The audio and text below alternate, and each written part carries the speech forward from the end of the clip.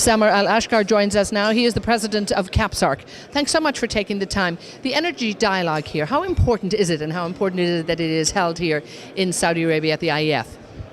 The energy dialogue is essential. If you reflect on what we did yesterday, the IEF did an excellent job of convening two major institutions that talk about energy. It's the IEA and the OPEC. We spent the full day yesterday reflecting on the differences and the understanding of what the energy demand would look like, both in the short and the long term, and convening the dialogue and discussion to understand the differences between the two institutions, such that we reflect on what the demand of energy would look like, what type of fuels, what type of technologies are going to be more prevalent perhaps in 1 year, 5 years, but they take even a longer year, 15 to 20 as well.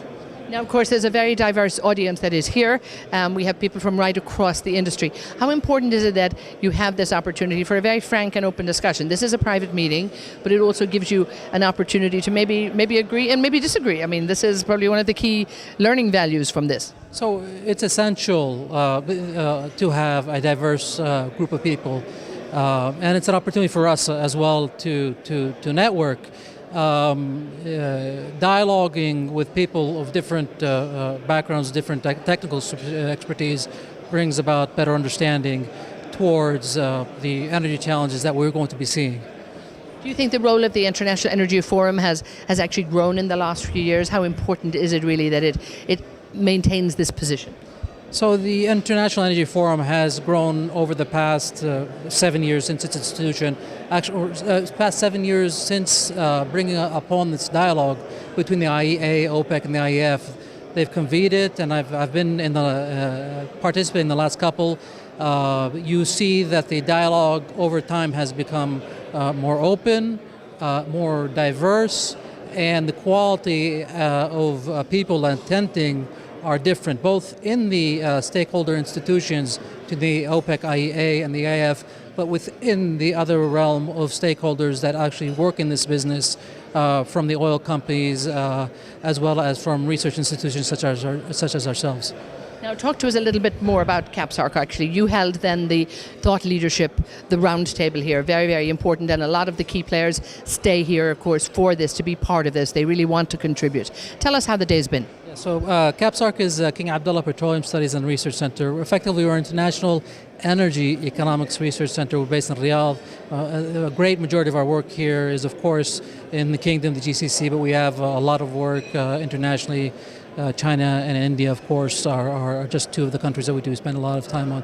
This is an important dialogue. One of the questions we're asking is what does the energy market look post COP21? And so there's going to be a lot of questions around how do we transition in a more, I would say, carbon conscious tomorrow than what we're doing today. So how do we integrate, for example, better technologies to capture carbon? How do we integrate technologies that produce energy that don't produce any conduit, as while not impacting society from an economic perspective? How is that done most cost effectively is one of the questions that we're trying to address.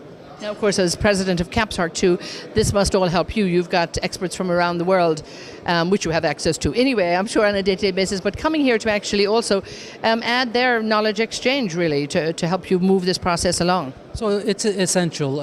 We are an institution of no less than about 120 people, about 80 full-time researchers working around the topics of energy and economics. We come from 23 nations, so we have diverse cultures, diverse understanding. We come from diverse geographies and diverse technical expertise.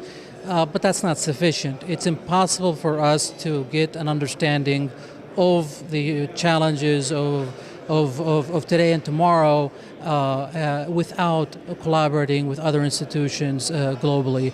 And the IEF today has created a forum to provide this opportunity for dialogue.